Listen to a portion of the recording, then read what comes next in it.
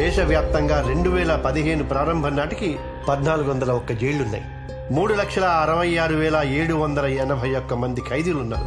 అందులో 68% 2,54,000 మంది under trial ఖైదీలుగా శిక్ష అనుభవిస్తున్నారు.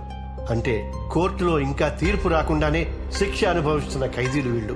కోర్టు వీళ్ళని దోషులని తీర్పు చెప్పచ్చు, నిర్దోషులని తీర్పు చెప్పచ్చు.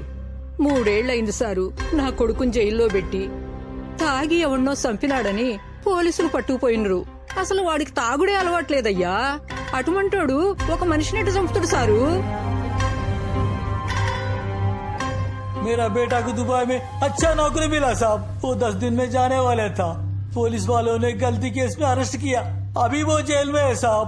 उसका पूरा जिंदगी खराब हो गए साहब. बर्बाद हो गए साहब, बर्बाद हो गए.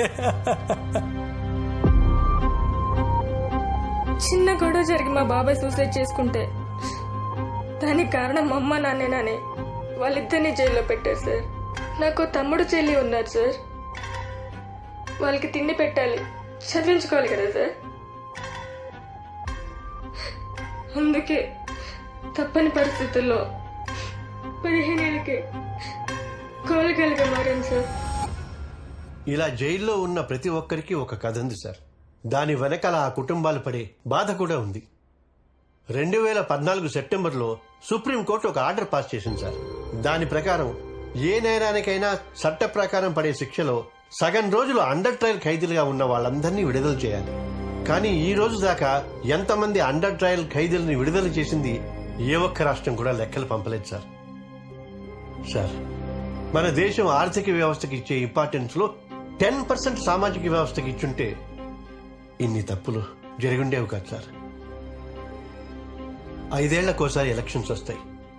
అన్నీ ఉచితంగా ఇస్తా ఉంటారు. కానీ న్యాయం మాత్రం ఎందుకు సార్ కొనుక్కోవాల్సి వస్తుంది? Yeah. I understand. Thanks for bringing it to the government's notice. I will thoroughly discuss this with our law department. Thank you sir. Sir, ఇందులో 29 రాష్ట్రాలకు సంబంధించి అండర్ ట్రయల్ ఖైదీల లిస్టు, వాళ్ల కేసుల వివరాలు మొత్తం ఉన్నాయి సార్. అందులో అర్హులైన వారికి, ప్రజలకు సెక్షన్ 211 మీద అవగాహన కల్పించండి సార్. हर कोई अगर आपकी तरह रेस्पॉन्सिबिलिटी दिखाए, हमारी देश बहुत जल्दी सोशल ग्रोथ देख पाएगी. సిటిజన్ రెస్పాన్సిబుల్ గా ఉంటే 10% గ్రోతే సార్. అదే పొలిటీషియన్ రెస్పాన్సిబుల్ గా ఉంటే 90% గ్రోత్. ఎందుకంటే చట్టాల్ని చేసేది వాళ్లే, ఆ చట్టాల్ని ఇంప్లిమెంట్ చేసేది వాళ్లే కాబట్టి. I understand. Thank you, Mr. Rajgopal ji. Next parliament session లో ఈ విషయం మీద డిస్కషన్ జరిగేలా చూస్తాను. Thank you very much sir. ठीक है राजगोपाल जी.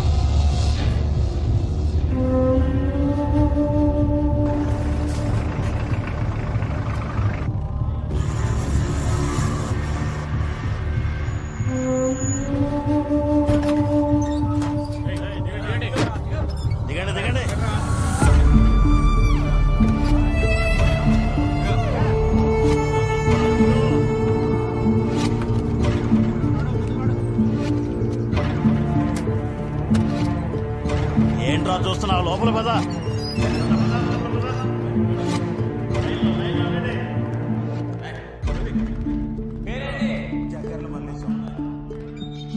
ఏం చేసి జైలుకి వచ్చినావు? దొంగతనం సార్. నెక్స్ట్ ఇకరా. పేరేంది? సూర్యప్రకాష్. పూర్తి పేరేంది? బండి సూర్యప్రకాష్. బండి సూర్యప్రకాష్. ఏం చేసి జైలుకి వచ్చినావు నువ్వు? 14 days రిమైండ్ సార్. సరే, సైన్ చేయి.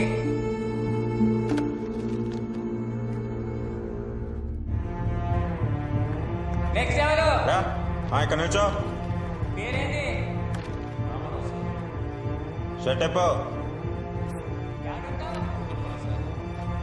వెనక్కి తిరగవు. తిరిగి వెనక్కి తిరగవు. ఏ పాయింట్ కూడా ఇప్పు. పాయింట్ ఇప్పమంటే నిలబడి వస్తావేంట్రా? పాయింట్ ఇప్పు.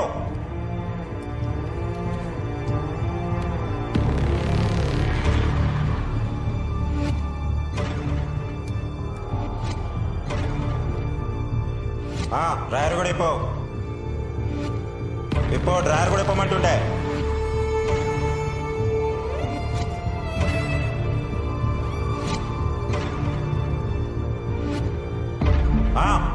రెండు చేతులు పైకెత్తి కింద కూర్చో.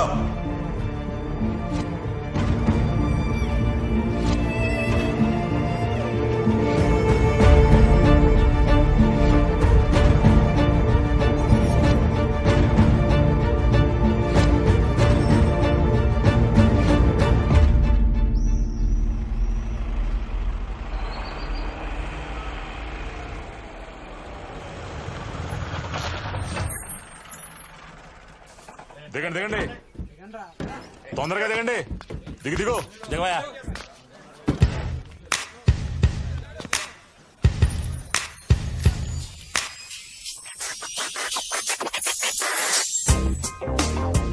కాకా thank you so much.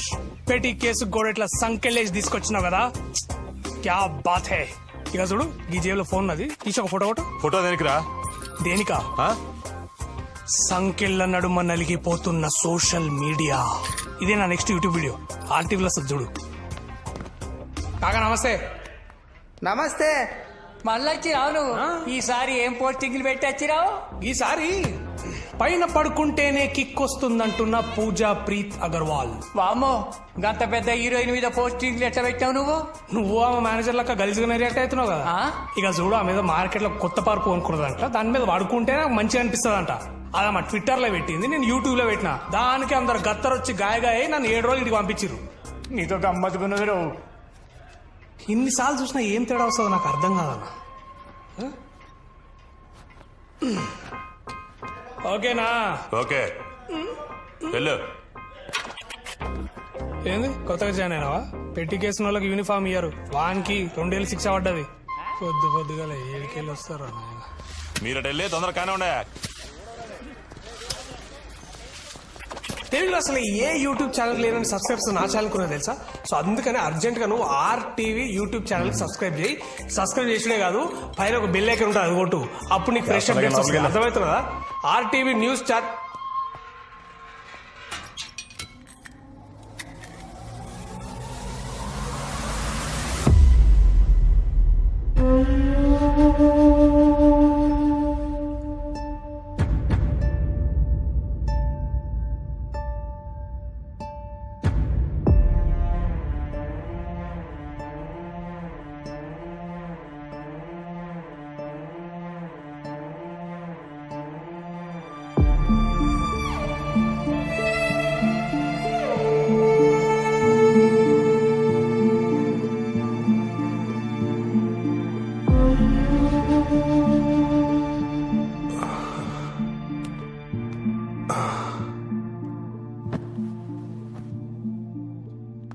Hey bro, hi.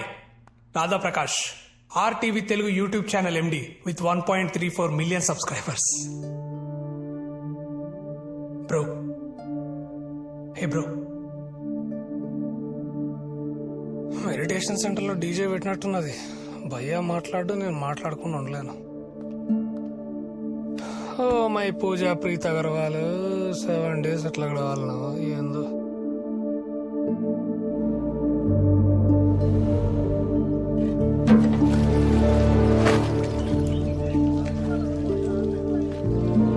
A bro, అట్లా అరేస్తుర్రా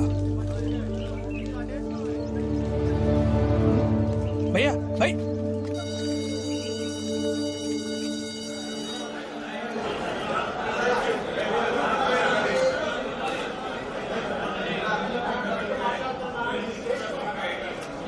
ఏంద్రా గీ లొల్లి, గింతగానం సౌండ్ పొల్యూషనా?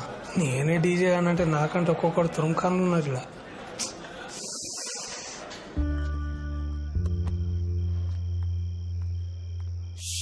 బాబా 5 ఏళ్ల సంది వస్తున్నా భయ్యా. గీ కిచెన్ మాత్రం ఫిష్ మార్కెట్ లా తయారైంది భయ్యా.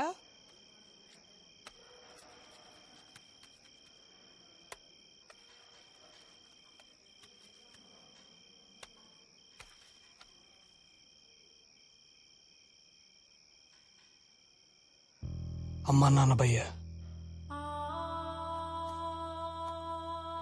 25 ఏళ్ళు నాకు అన్నం పెట్టిర్రు. నేను కరెక్ట్గా వాళ్ళకి అన్నం పెట్టే టైంకి నన్ను వదిలేసి వెళ్ళిపోయారు. నన్ను వాళ్ళ భుజాల మీద ఎత్తుకొని మోసిన వాళ్ళు తొందరగా నా భుజాల మీద మోస్తాని నేను ఎప్పుడు అనుకోలే. అందుకే తినే ప్రతిసారి 2 ముద్దలు పక్క పెట్టుకుంటా. ఏదో నాతో ఉన్నారని ఒక ఫీలింగ్ అంతే.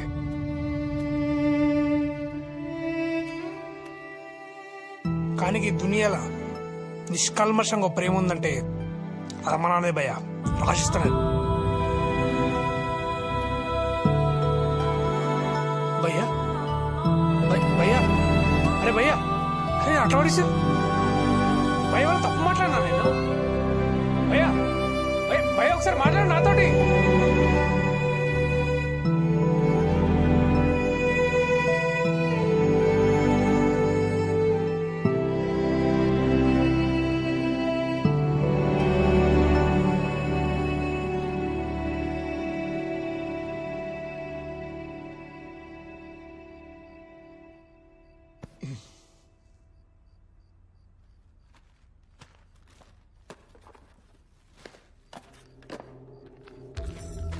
రమా, బాబు పడుకున్నాడా?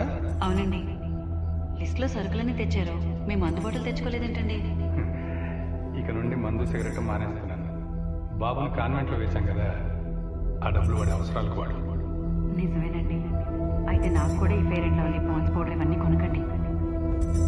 నానా, ఈ ఒక్క ముద్ద తిని సైకిల్ తొక్కురా. నాకు వద్దమ్మా. ఏమండి మీరేనా చెప్పండి.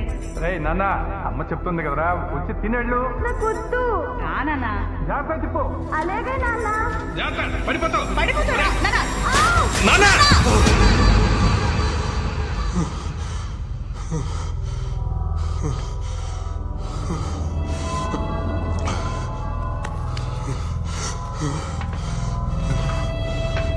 భయ్య ఏమైంది? ఇవాళ ఇలాగరి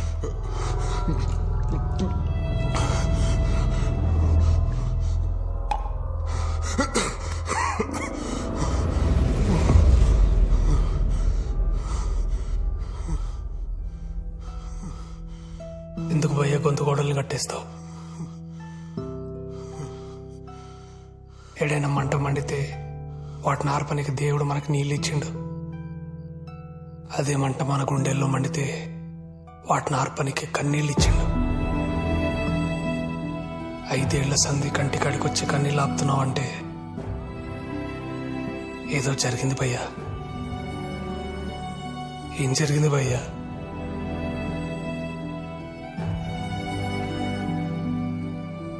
అమ్మా నాన్న ఏమన్నా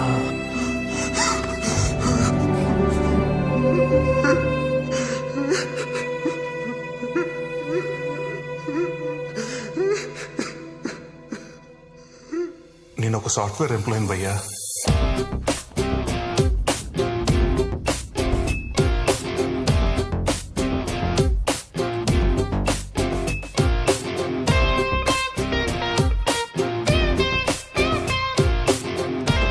బావా, వైన్ షాప్కి వెళ్దామా? ఏంటి ఫస్ట్ సాలరీ తోటి నాకు మందు పట్టిస్తున్నావా? నీకోసం కాదు, నాన్న కోసం. ఓ నాన్న కోసమా? పద.